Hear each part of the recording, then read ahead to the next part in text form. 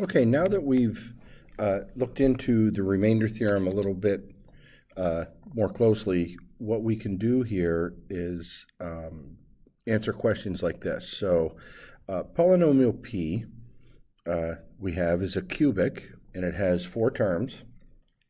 And we're going to use the fact that p of negative 4 is negative 33, p of negative 3 is 0, p of negative 2 equals 7, and p of negative 1 equals 0.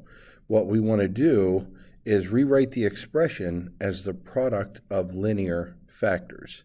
So I look at this, and a couple things that we should make note of first. And the very first thing is that I know that when I put a negative 3 into my function, I get a 0 out. I also know that when I put a negative 1 into my function, I'm going to get a 0 out. So that means that p of x is going to be the factor x plus 3 times a factor x plus 1 times some other factor. But I don't know what that other factor is. Okay? So all we have to do is find that other factor. So we can use synthetic division to do that.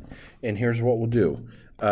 We'll take the synthetic division, right? X plus 3, set it equal to 0. We're going to get x is equal to negative 3. We're going to bring our function down, the coefficients. There are no missing terms, and it's in standard form. So 2, 5, negative 6, negative 9. Now, I know that I'm going to get a remainder of 0. So do our synthetic division, drop the 2 below.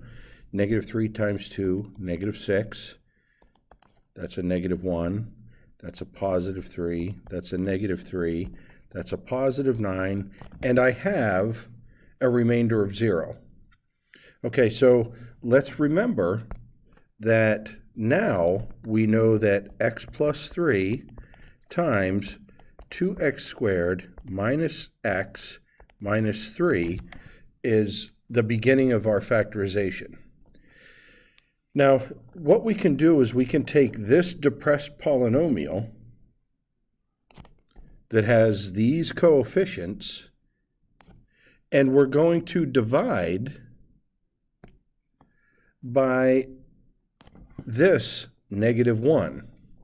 So we're going to do the same thing, but now we're going to use our depressed polynomial because it's going to be a little bit shorter. Okay, so what we're essentially doing is we're using synthetic division in order to factor this quadratic. So let's do our synthetic division over here. We're going to bring the 2 down.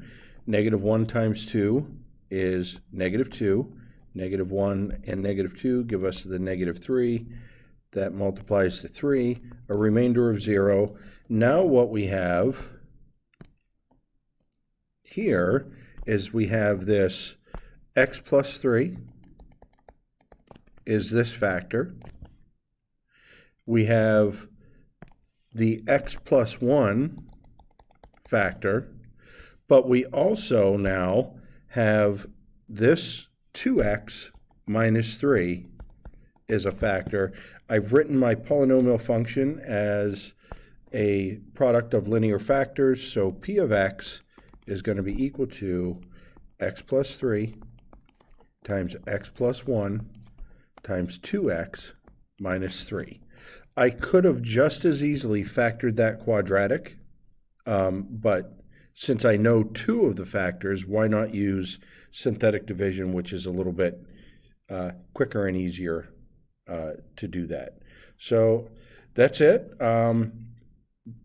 If you go through these notes, make sure you kind of have an understanding of everything, and then when you come into class to do the classwork, you shouldn't have any problem.